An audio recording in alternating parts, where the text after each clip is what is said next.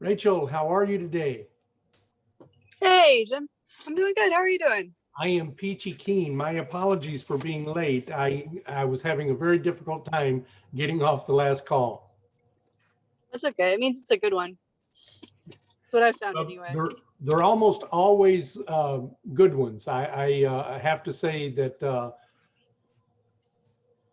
Okay, my apologies there. I'm trying to You're finish fine. up trying to save my information so I don't lose it. And I try to take good notes on my calls, and then sometimes it evades me and I lose the information. I need an auto save Uh-oh. for everything. So That's what, have you used OneNote from Office? no, I don't use Or, too much Microsoft products. Since I left the okay. corporate world, I Okay. do almost everything in Google. And most Okay. most things in Google are very good about saving, but Yeah. sometimes I'm trying to move things from one spot to another, and I just do a copy and paste. And for some reason, once in a blue moon, the copy piece of the paste doesn't work. And Hmm. unfortunately for me, I'm moving between calls so quickly. I'm just hanging up on one and going directly into the other. That once I hang up, it's gone. But I just Mm, need to learn okay. to be a little more efficient in a different platform. Is all it boils down to. But enough Yeah. about that. I want to focus on what you want to focus on. Sure. So the first thing is more of a request because I couldn't seem to get it any other way. Can I get on the Slack channel? Absolutely, you can get on the Slack channel. I'm surprised you're not on there already. Yeah, I'm in like the Google Docs and like a couple other things, but that I still haven't gotten accepted and or Okay. like admitted to, and so I wanted to start get that out of the Yeah. way first. So let Um, me go directly to Slack right now. I hate that I had to set a meeting up, but I was just like I texted, I emailed, I was like LinkedIn. I was like, okay, I don't Were know. It's just you not working. were you texting and emailing me? Well, the Google Doc to get set up in Slack had a phone number in it, so I thought but I that's who I texted. I texted to get in. But So then the email was to you. Yeah. okay, so that leads me to believe that the invitation is not hitting your inbox because Possibly. let me Okay. check real quick. Okay. Maybe that's the problem. Maybe it's on my side. That's totally feasible. Hmm. Why would it not come through though?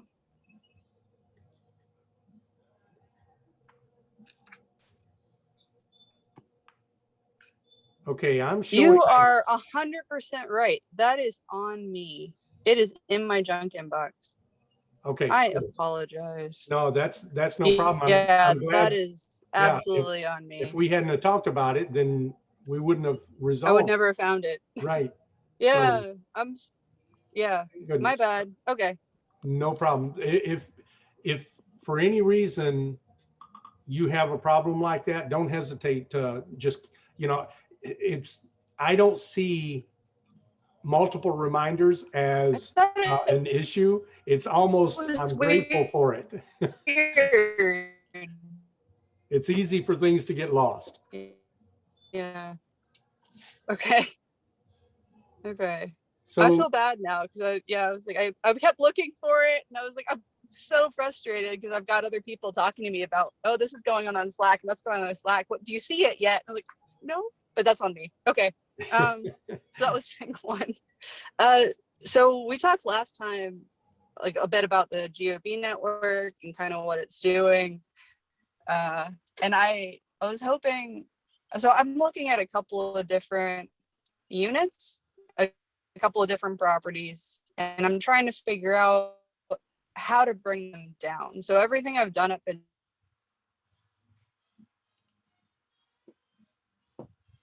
Rachel,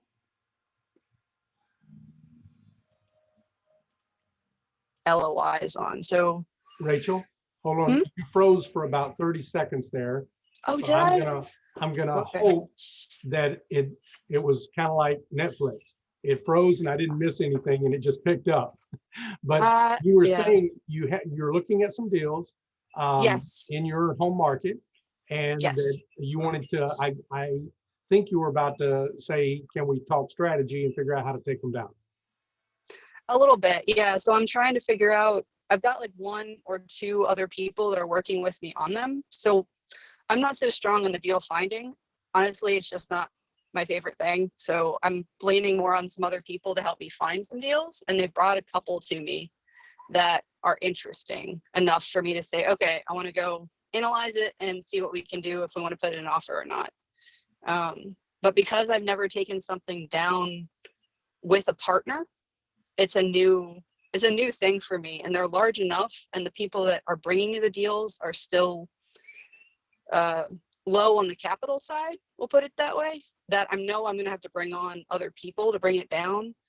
And while I'm comfortable, like I'm not 100% comfortable, but I'm like, I can get over the fact that I don't have all the money in place from the syndicate, because I can do the LP raise and stuff afterwards. For me, I have to know who the GP team is before I put an LOI in, because that plays heavily into what price and how the deal is structured in terms of, is it worth it or not to go after. Because like if the GP team is going to need to end up consisting of like 6 or 7 different people, and then the like the equity back to the GPs is low enough, then it's like, okay, well, I mean, this maybe sounds bad, but it's like, it's got to be worth it to me and my No, time yeah, to do all this effort. yeah. And I don't want to end up putting an LOI in that I have to close on. So I'm new enough, and I recognize if I put an LOI in, it gets accepted, I'm closing. Like, unless there is a structural, this thing is going to fall into a sinkhole, something major, I'm closing on it one way or the other, because I need that reputation more than almost anything. But I don't want to get stuck in the position of bringing on 6 or 7 different GPs just to close that deal and make it work. And so I'm more on the conservative side, I guess, and that I don't want to just put an LOI in without knowing who my GP team is. Yeah. And So, I'm struggling a bit with that. Right. So which piece do you want to play on that Asset team? management primarily. Okay. Yeah, I can do investor relations as well. That one I'm be good at too. And so I'm open to doing that. But the asset management piece is something I'm very comfortable with and I like doing. So. Okay. And is that because of your day job or because of the other properties that you've owned, or? Both. Yeah. So I do, my day job is project management. I'm work at a big engineering firm, just essentially taking highly technical information, making it simple for upper management understands, so they can make business decisions for schedule, cost, time, like all balancing all of that out.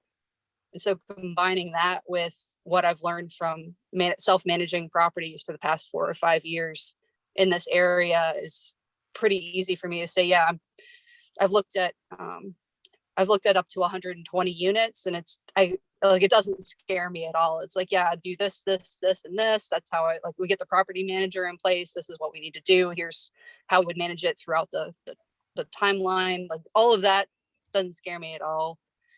Doing marketing material. I went to art school. I do PowerPoint presentations daily to condense this information into something pretty. And I know we've got my husband and I have investments outside of real estate where we get a lot of monthly updates and stuff, some good, some not so good. So we've got a lot of lessons learned there that I think would easily come over. So both of those things I'm comfortable doing. It's the deal structuring, it's the capital raising, it's the finding of the deal initially that, like, I'm comfortable doing underwriting too, engineering. Like, my husband's an MBA, like we're very comfortable running the numbers, knowing what makes sense for us. And then I like the constructive criticism back and bouncing it off other people. I'm really looking forward to having a team sport, to be honest, rather than just my husband and I going back and forth. But I haven't, I'm still trying to figure out who really to partner with to make the full team Yeah. work, right? So what do you ideally in your mind right now, what pieces are there to a team, and how many people do you think you need to fill those roles? I think I need a minimum of 3. I think I need Okay. a capital. I need somebody who's focused on capital. They've got to do something else, obviously, but I think I need somebody who's strong and they've got the connections. They can say, "Yep, I'll go raise the money. We'll bring it in. That's fine." And I can bring a little bit too, but I need somebody who can go raise it. I need an asset manager, which is me, and then I need somebody who really understands kind of how to structure the deal and more of the legal and more interesting side of how you can make a deal work. So some of that, like trying to think outside, somebody who knows the rules well enough behind syndications and larger multifamilies, they can really think outside the box and say, okay, yes, this deal, like it looks a little bit out there, but if we structure it this way, then we can bring the financing in this way, and then that makes sense for everybody. Or here's a couple other options. Like, I don't even know what that role is called, but that's the other role that I'm looking for somebody to help fill. At least the 3, and then sometimes I'm sure that expands into 4 or 5. But for the smaller deals that I'm looking at, 4 or 5 is not going to cut it in terms of returns. So trying to find that strong team it's very difficult when you're really just getting started. Yeah, it is. And a large part of that is that 1% of 100 is a lot different than 1% of 1,000. And Yep. so that's part of the problem. But Yeah. I think that finding your team is a lot more important and that's what you want to focus on. And if you're going to have a bad partnership, I would say to you, you're a lot better off having it when you're dealing with a small deal and you're not losing as much. So I would rather have a bad partner in a 10-unit deal than a bad partner in a 100-unit deal. And so I would focus on that. I understand what you're saying in regard to, are you still with me, Racheal? Racheal?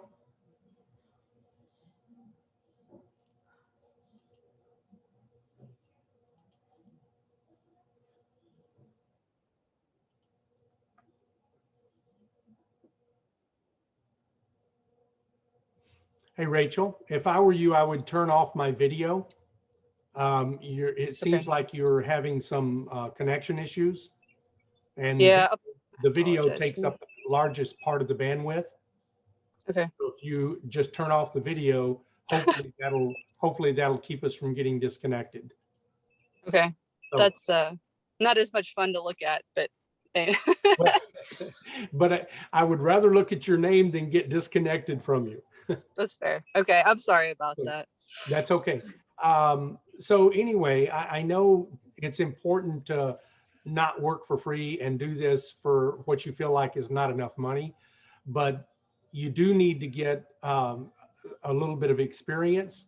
And I think that starting off with something smaller is the best way to do that. In regard to deal structure or making a deal work,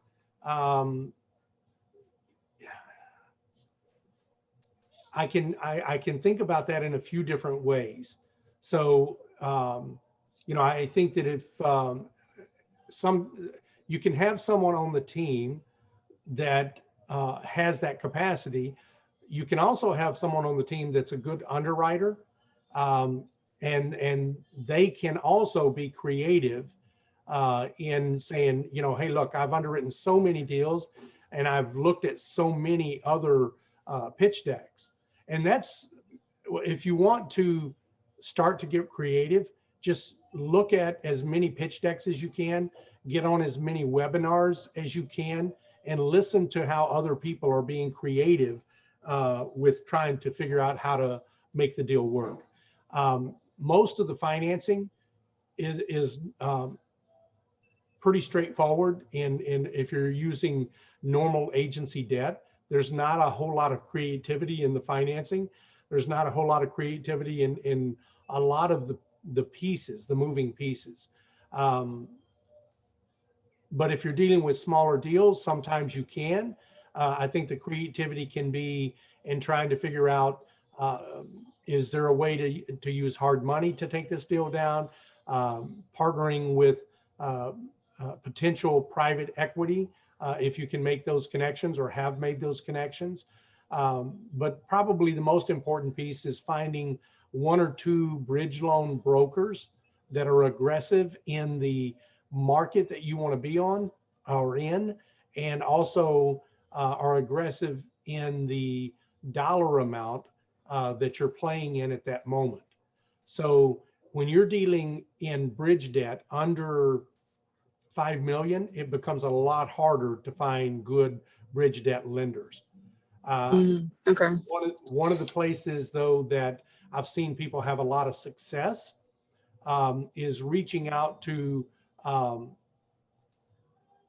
if you can find a commercial broker that deals mostly in smaller assets.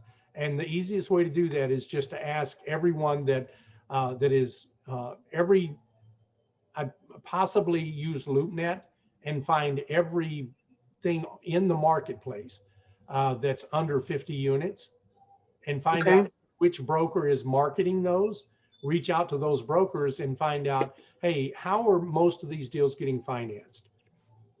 And you might find that you Okay. have one or two brokers that are using a lot of local banks and or more likely local credit unions, because credit unions can be a lot more flexible. They don't have to follow all the same guidelines that banks do, and they can be a little more aggressive.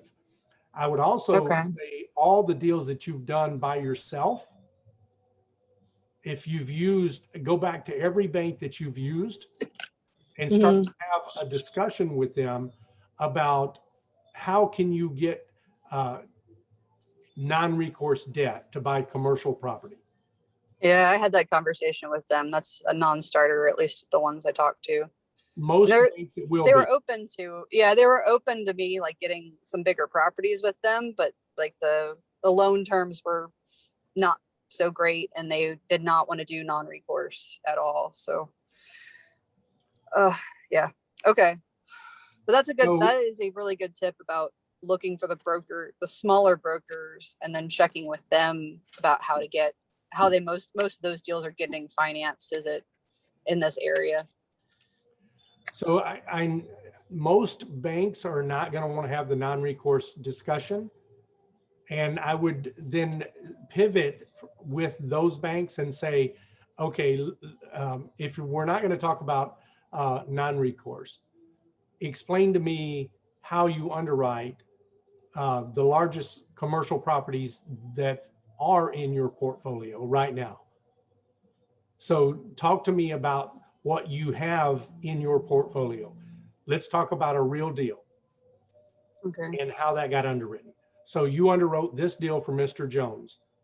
Did you use Mr. Jones' DTI for this deal, or did you use his corporate DTI, or did you use the income of the property to underwrite the deal? So there Okay. are hybrid loans where they want you to sign recourse, but they still underwrite the deal as if it were non-recourse. So in other words, they're underwriting to the asset. Mm-hmm. They're giving the loan based upon the income of the asset, not based upon your own personal finances.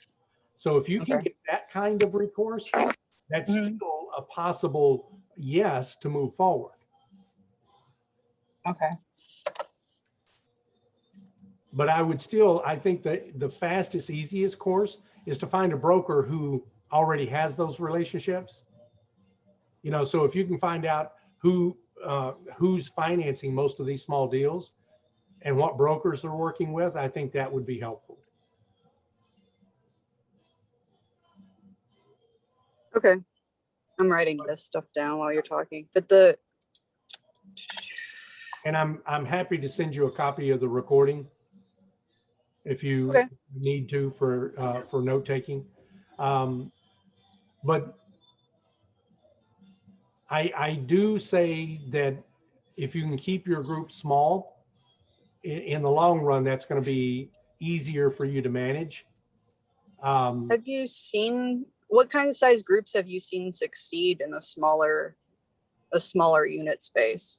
I mean, is it from your perspective, is it typically like 3 people, or is that bigger, smaller? Like, what kind of roles are you seeing succeed? Yeah, typically, what you find in smaller deals is a lot of bootstrapping where one person is doing almost all of the work. Mm-hmm. And typically, if they bring somebody else on, it's usually somebody like me where they need more net worth and liquidity and KP experience, and sponsorship experience, because that's what the bank requires to get the deal done. And so that would be a second person. Outside of that, if they need capital raising, typically they will bring on a hired gun, so to speak, for the capital raise. So the capital raise piece, you do not have to have the same person every time. You know, you can build Okay. relationships with 2 or 3 different capital raisers. And I think that's a very solid plan or path to follow. You know, Mm-hmm. so if you had a deal and the capital was the biggest challenge and you really did not think you could do it, then I would recommend absolutely that you cut a piece of the GP aside just for the capital raiser and let them take Okay. that on. Okay. What do you mentioned you've done, you've come on as a net worth or sponsor to offer that, especially I guess for the agency debt piece, right? That's Yeah. clearly something that I can't do myself. How does that end up working in most of the, like, we'll go with anything less than like 150 units and then a less than 50 units kind of size. Is that something you still do? Or is that, Yeah, like, I how did do. that work in the past? I do. And here's what I typically tell people. I think if you're new to the space, that you should concentrate. Um, well, let me back up. Typically, I will come onto a new person's deal and I will take 50% of the deal. We're assuming this is a syndicated deal. Okay. So Okay. typically the split, let's say that it's a 70-30 split. So I Mm, would take 50% of that 30 for the first deal. And then okay. on the second deal, I'll take 35, and then any deal after that, 25. And I provide the net worth and liquidity, the agency debt experience for the KP. I provide the sponsorship experience. I provide the schedule of real estate owned that typically you're going to have to get the deal done. So that's what I bring to the table. But I typically tell people you still need to raise the capital for the deal, because capital raising is a labor intensive piece. It's just as labor intensive as finding the deal, you know, in building relationships with brokers and, you know, walking Yeah, the talk, absolutely. all of that stuff. And so if the individual is not comfortable with that, if they haven't done it before, or if they're new at it, then I will tell them find someone else to take over that role and responsibility. And so then you typically would be responsible for everything else. Now I can put together, if you're a project manager, I think what you're looking for is really kind of a source, a flow chart, for lack of a better word. Okay, I like flow charts. yeah, Yeah, I'm what always can open I to flow expect? charts. What's supposed to come next? You know, how Yeah. do I prepare for that? What do I need to know ahead of time? Yeah. So I can definitely, I'm not artistic at all. I do have a flow chart that I threw together and it's absolutely horrible, but it is on the GOB platform. And I think if you Google flow chart, it'll pop up. But and it looks kind of chaotic. And in my mind, that's the reason it looks chaotic, is that's the way it feels, because you feel like Yeah. drinking from a fire hose. You feel like you've got, you're juggling not 3 things at a time, but 20 things at a time. And Yeah. That that is, sounds about right. I mean, it's yeah, not, I've gone through, like, I went through the 6 unit and had to go through it that way, but I didn't, that was chaotic enough, and I didn't have to raise capital on top of that. So I can only imagine trying to herd the cats to actually get whoever's committed to actually first get them to commit, second get it and commit the right way, right? So you're not advertising to the wrong people and you're following all the rules, and then getting the structure set up legally, because I haven't had to do that part either. But that seems relative, like you just kind of find a lawyer that specializes in multifamily. And I've asked a couple of people, hey, how do I find the right lawyer? And they're like, it's trial and error. Like, we can give you a couple of names, but it's all trial and error. It absolutely is. I'm still looking for the right lawyer, and I've used a different lawyer on almost every single deal I've done. Oh, okay. So most of them are cookie cutter. Most of them are just taking a cookie cutter template and applying. Excuse me, just 1 second, Rachel. That's fine. I think we only had 30 minutes set up, so if you have another call, I don't want to. If you're on a hard deadline, we can just call. I'm not. I just I didn't want to hold you up. I'm good. My calendar, so I'm still okay. Okay, awesome. So where were we? Lawyers. Lawyers. None of them are correct. Most of them are using cookie cutter templates and just changing a few things to make it good for your deal. And so if in that regard, you can go the cheapest route that you can find. If you feel like your first few deals, you'd really rather have more of a personal touch and feel like you want to have somebody to bounce things off of, then you can go with a different firm. What I would be looking for if I were you is a firm that is still boutique enough that they'll give you their mobile phone number and they'll answer that phone. Okay. And the only way to test that is to start to work with a couple of them and start to bounce a couple of things off of them without paying them. Say, hey, I'm looking at this. When do you want to be brought in? At LOI or at PSA? How does that look?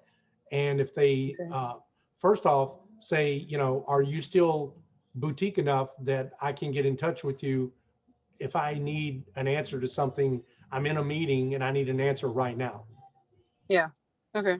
And if they're not, then I might not want to work with them, especially on my first few deals. Now, if I'm getting bigger and I know we're following the same game plan, yeah, you've got a process. It's easier. Yeah.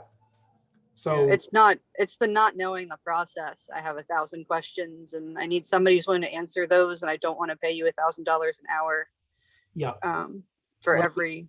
Then you can. I want to pay you what you're worth, but some people will charge just to meet with them the first time. At least, and that frustrates me a bit, because well, I have no idea if I want to work with you, and I can't have a conversation with you before I have to start paying you. That seems odd. So anyway. There are a few that work on a flat rate. So they'll tell you, okay, it's this much, because they know about how much time they're going to spend doing it. And they're also comfortable in their own skin to say, look, Racheal, you're calling too much. These are questions you can look up on Investopedia. You do not need to waste my time doing it. And they're comfortable enough to tell you that and still give you their cell phone number, or make sure. They know when to say no. Yeah, those are the kind of people I like. So there's a few different people out there that I don't know who, I have a different criteria for what I'm looking for, and that's why I keep looking.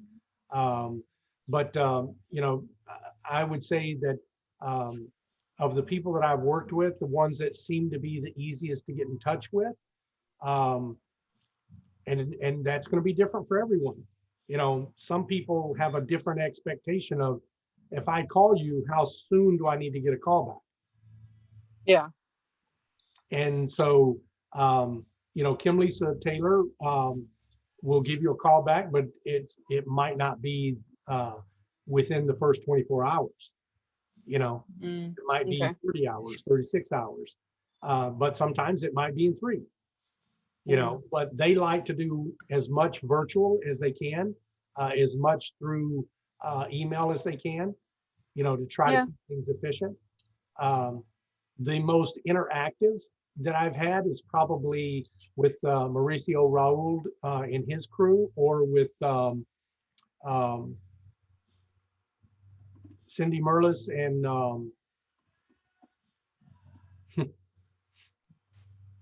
for the life of me, why would I forget his name suddenly? But anyway, those are 2 that you can usually get in touch with very, very easily. Okay. But it's my experience is if everything goes smooth, it'll cost you 12 to 15 grand. If it doesn't go smooth, it'll cost you 20 to 25 grand. Yeah. Okay. The 12 to 15 grand I had heard. 25K, not so much.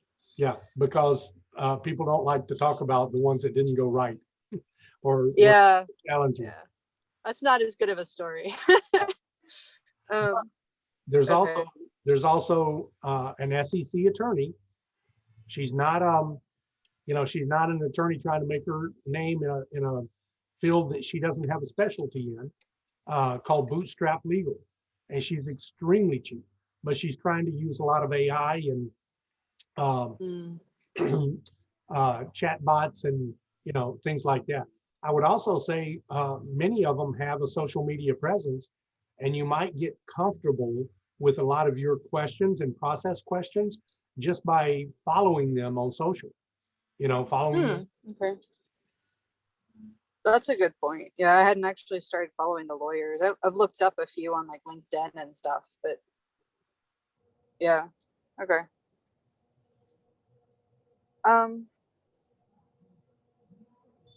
So are you? I'm noticing where my questions are and that we've gone down like into some deep stuff that I'm glad we did. It didn't go exactly the same way I intended, but that's a good sign, like a sign of a good conversation. Well, then let's spend the next few minutes answering all the questions that you didn't get to ask. Well, this one goes in a different direction than we started out. So we started out with talking about the team and stuff, but there's one of the other questions I was going to try to touch on with you is if you'd ever dealt with income restricted housing. What is your opinion of income restricted housing and how that seems to work out in terms of a syndication? Because it's definitely it's different than doing it by market rent, because you can't assume rent increases. In fact, you have to assume no rent increases for quite a while going into it. And I'm looking at a deal that has one phase of it is income restricted and one is not, and trying to figure out how do I model that? Would that even be interesting to investors at that point? So I have not purchased any properties that have LURA attached to it, or HUD restrictions or LIHTC restrictions. But Okay. I am very interested in those properties. And I think that what I would do if I were trying to solve that equation is I'd just call them directly and say, how do I model this? What can I expect for rent bumps? How does the model whole process call who work? directly? The brokers that's selling it? No, definitely not the broker. I would call the underlying authorities, whether that's okay. whether it's the LIHTC, the LURA, whoever's controlling those pieces. And most of those are probably going through HUD. Yeah, I think this one's definitely going through HUD. Okay. That's a good, yeah, I hadn't thought to call them directly. I don't know. I'll have to look around and see who I can find as a contact, but they would know. Yeah, I think I would just Google HUD and is this a LIHTC property or a LURA property, or what? I'm not sure. So the income restriction seems based on a grant that they received to build the property in the first place. And so they've been required to keep income restriction in place for X many years. And there's 2 phases of it, and then there's 2 versions per phase. So it starts out at 50% AMI, and then it goes up to 60%, and then it goes to market rent after that. And so the phase phase one of the property has already exited that and is fully at market rent, which is a little over half of the units. But then phase two is exiting that 50% AMI and going into 60% this year. But then it's still got another, I think it's 9 years of stuck at that 60% AMI level. And so like some of the questions I was trying to figure out is, okay, it's got rents restricted and they do pay back, they do cover some of the utilities because this one doesn't have sub-metering for water, but because the water is a utility, can I still, I was going to try to call the local government agency and say, can I still bill back to the tenants? And then instead of you paying me, the tenant has to pay that and you pay the tenant. I just want to get out of that. I don't like being in the middle of that, to be honest. I don't like being in the middle of utility payments. But that's a lot of government calling that I haven't started doing yet. But that's why I was kind of curious if somebody else said, if you had done it before or dealt with it, it's like, how does that work? And also just like, is it when you're trying to plan out, okay, if it's got the 60% AMI for 10 years, if you're trying to sell the property in 7 or 10 years to get out of it to come full cycle in the syndication, does that even make sense at that point? Or is it just better to plan to hold it till after it passes that phase? But then that's a longer term hold you've got to deal with, or try to sell it a couple of years beforehand and give a value add to the future owner. Like I wasn't sure which way that typically fell. Anyway, that's So where my brain's at. two other suggestions there, Rachel, is number one, I would ask to see the governing documents, that I want a copy of the governing documents so that I can read them for myself. I don't want to hear it secondhand from somebody else because I don't know if I can trust them. So, and I'm not going to trust them to read all of that minutia. Yeah. I want the governing documents, the actual physical entire thing that I can review to conduct my due diligence. And that's a reasonable expectation, a reasonable ask. The other piece is I would try to find out who owns the property. And I would reach out to that person. I would tell the broker, look, I need to speak to this owner because this is not the kind of asset I am used to buying. And they have expertise there that I don't have. And I would be happy to try to figure out how to buy this. I like the asset, but I need to speak to that owner and find out how they put it together. How did they make their pitch deck work? And how do they pitch? Well, they didn't. They built it. The owners have been the owners since it was built, so they haven't had to pitch it since. Well, they did. They had to pitch it originally. Yeah, that's true. And they know how to put these kind of deals together. I'm sure this is probably not the only one they've ever done. Would be my guess. Yeah, probably not. I don't know. I couldn't find them, but that doesn't mean they're not elsewhere in the country. I just couldn't find them elsewhere locally. Do you have, if you want, I can take a quick look and see if I can find them for you. Sure. Let me get the address. I just know the name of the property off the top of my head.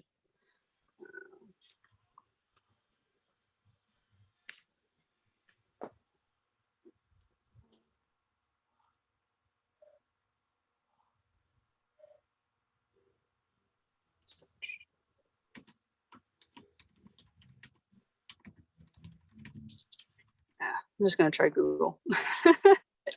Can't find the address quickly. Rachel, everybody just puts the name of the properties in there. What's the name of the property? Northgate.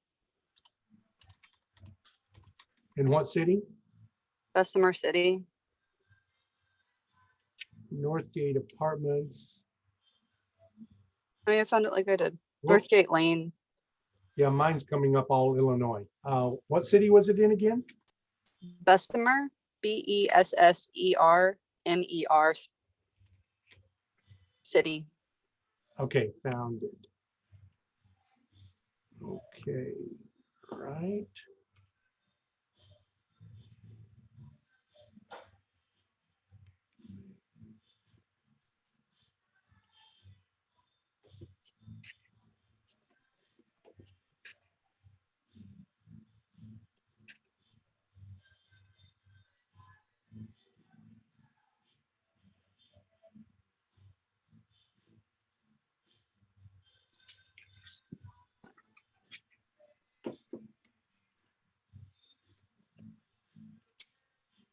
What are you looking it up in? What program do you use?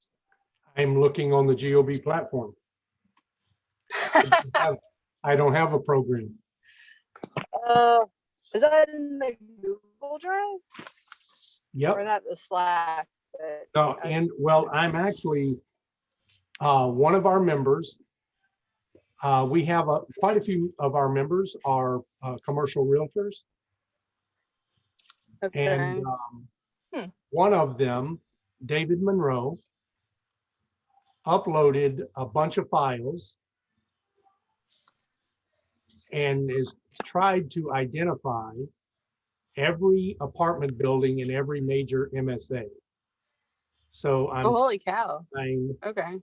I'm trying to find that link. And if I find it here, I'll throw it in the chat so that you can use it for reaching out to locals.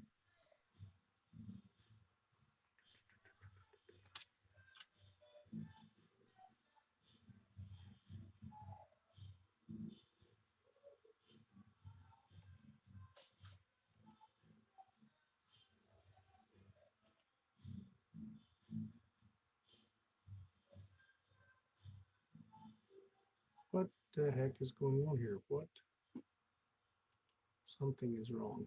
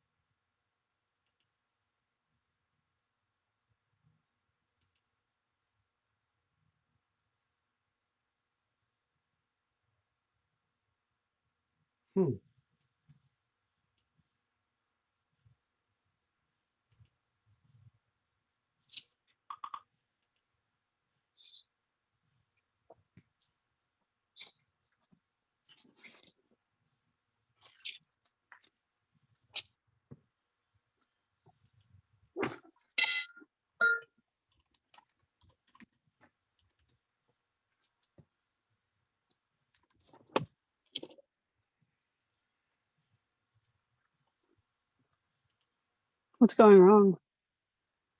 For some reason, Slack is not showing me all the messages. It's only showing, there we go. I don't know what I did different, but okay. Main drive, folder call. Okay, that's not the one.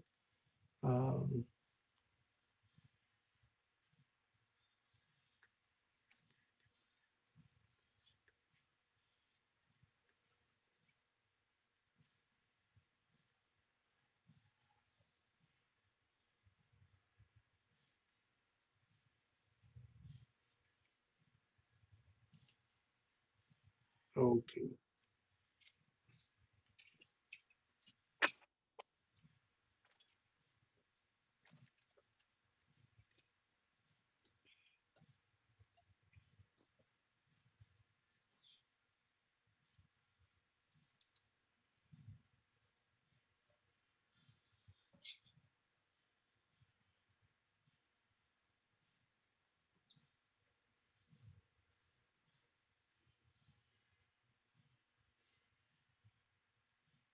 I am having a hard time finding it. That's pretty bad when I can't find it. Well, it's not, I mean, it's not in an MSA technically. It's just outside. It's a little farther outside of Charlotte than I expect most people would be looking. That's kind of the point. As soon as I find the folder, Rachel, I will send it to you. Okay. I know that it's here, and it's probably staring me right in the eyeballs, and I'm just missing it. But okay. So what other question did you have? When I'm looking for, oh, actually, that's a dumb question because you already answered that one earlier. I think I'm good for now. Okay. Yeah. I'm good for now. I can always set up another one. Okay. So do you have any deals that you would like to put an LOI in on right now? Or Any that you actively have an LOI in? Uh, Not right now. So there was a 130 unit that I looked at putting an LOI in on, but it was one of those where I didn't have the team together, and I wasn't comfortable putting it in because it's in my local market. Um, but then like the other two I'm looking at are this Northgate property, which I've got all the numbers for, and so now I need to go back and talk with Michael, who's the one who sent it to me, and really he was going to talk to the broker, Which and I Michael? was Lemaire. I'm sorry, Lemaire, from Washington State?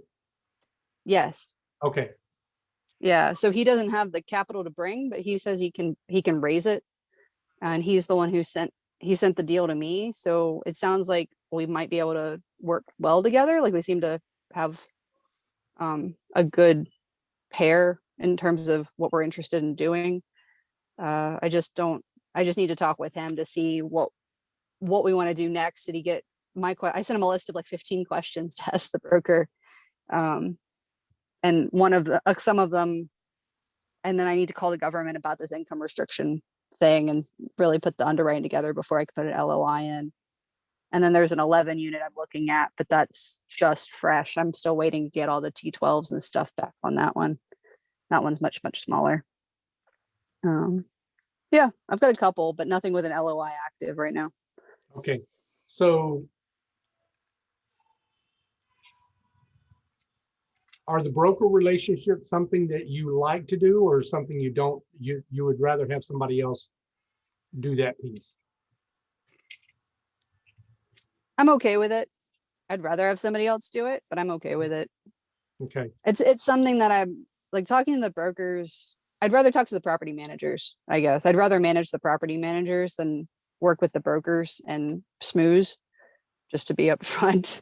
yeah, Just I think I'm just too direct and upfront to really smooth properly until I get a little further past the initial, hey, I'm Racheal phase. Just because I'm an engineer. I can't help but I don't beat about the bush on a lot of things, and I like people, but I'm an introvert, so I yeah. tend to get right to the point, and brokers don't always. Just keeping up with those relationships is not my strong suit. I can do it if I need to, but it's just not my strong suit. I think if I were you, I would look to develop one relationship, just one. Okay. Look for somebody that if you can go through LinkedIn for Mm-hmm. all of the commercial brokers that are in your area, and I would make it someone who's close to you, physically Okay. close. Um, and just look at the pictures, maybe even download all the pictures so that you can put them all in one screen. And just, I this may sound weird, but I would just look at the pictures and I would pick the first 5 that jumped out at me. There doesn't seem to be any logical reason to that method, but there is. There is an innate quality that we assign to people that makes it much easier for us to make friends with that individual. So they pass Hmm. the initial sniff test. Then after I did that, I would go back into LinkedIn or if they've got a professional website or a company website, and I would try to get as much information about that individual as I could. And I'd start weaning down that 5 or 10 people that you initially picked, and pick the ones that something about their profile jumped out at you. You may not know what it is, and just try to rank them. If you have it down to 5, then just look at their profiles and try to rank them 1 through 5. Don't ask why. Don't make it Okay. don't make it a tick list. They have this and this and this. But then Mm-hmm. if you just use your gut reaction and you can put them in some kind of order, then the next piece is I would look for someone that's probably either one of 2 people, whichever one you think you would relate to best. The very best salesperson in that group who sells the most, who's been doing it the longest, or the absolute greenhorn that doesn't really know anything yet. And the reason I might pick that person is that I can grow with them and I can make them successful because their success depends on me buying deals. And I That can, makes sense. Yeah. yeah, I can build a very symbiotic relationship with that individual, and they will owe me for as long as I continue to buy deals. Yeah, that makes sense. I have heard that before, and it does make, especially for the newer ones, it makes a lot of sense. For, And find something else that you have in common with them, that you love spending your free time. You know, if it's playing golf, make sure they play golf. You know, if you love to go hiking and camping, find somebody who loves to go hiking and camping, or somebody who loves to go canoeing.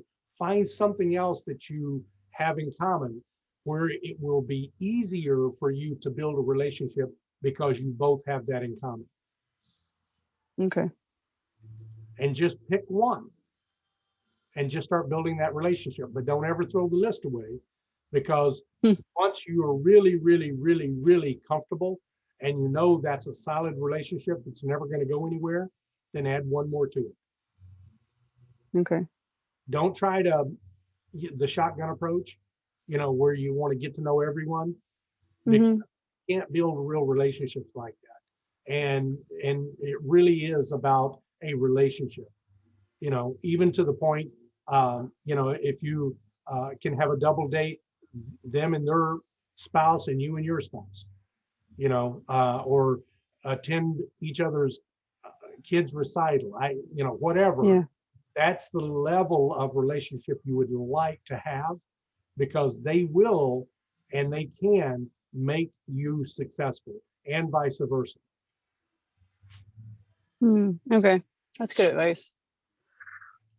And more I haven't. importantly, one of the Hmm? most important things I left out is find out if they invest or if they want to invest, because they may not be investors. Most people in the industry are salespeople. They're not investors.